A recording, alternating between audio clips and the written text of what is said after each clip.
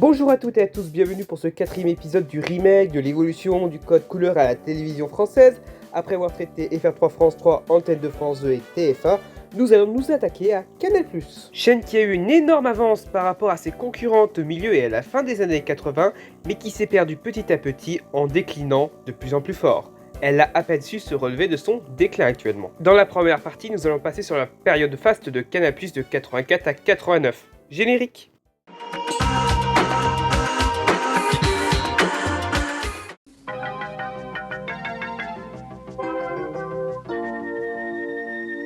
Les premières cartes de Canal+ ont été diffusées de 1984 à 1987 et ont une énorme avance par rapport à la concurrence car elles ont un code couleur bien défini. C'est-à-dire que plus la température sera basse, plus ce sera blanc, bleu, et plus les températures seront élevées, plus ce sera orange, rouge. Ces mêmes codes couleurs vont rester pour les cartes de 1987 à 1989 en étant plus peaufinés et plus propres, mais ont un moins net avantage par rapport aux autres cartes et des autres chaînes, notamment sur celle de TF1. Mais à partir de 1989, un déclin léger va commencer à s'amortir et nous allons voir ça tout de suite.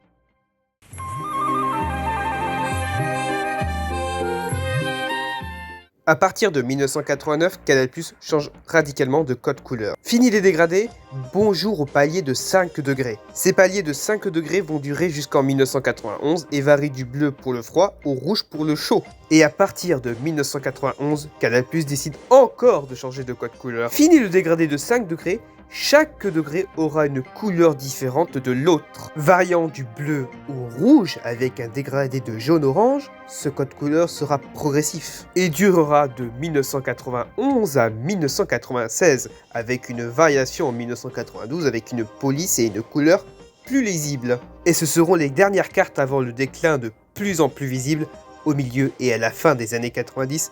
Nous allons voir ça tout de suite.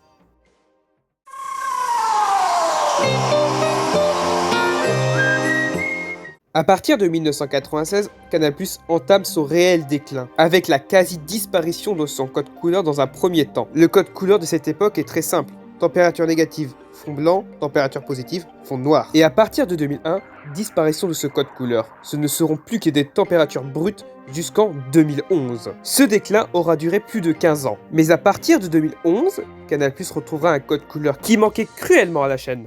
Et on va voir ça dans la troisième partie de cette vidéo.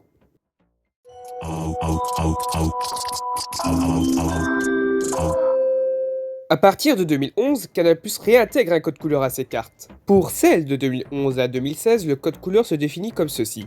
Il y a un palier qui est défini à 10 degrés. Si les températures sont en dessous de ce palier de 10 degrés, le fond sera bleu. Et si elles sont au-dessus de ce palier de 10 degrés, elle sera sous un fond rouge. Et la couleur du fond sera plus prononcée à chaque degré qui s'éloigne de ce palier de 10 degrés. Pour les cartes diffusées de 2016 à 2017, c'est très simple, ce sont les mêmes que ceux sur iTélé.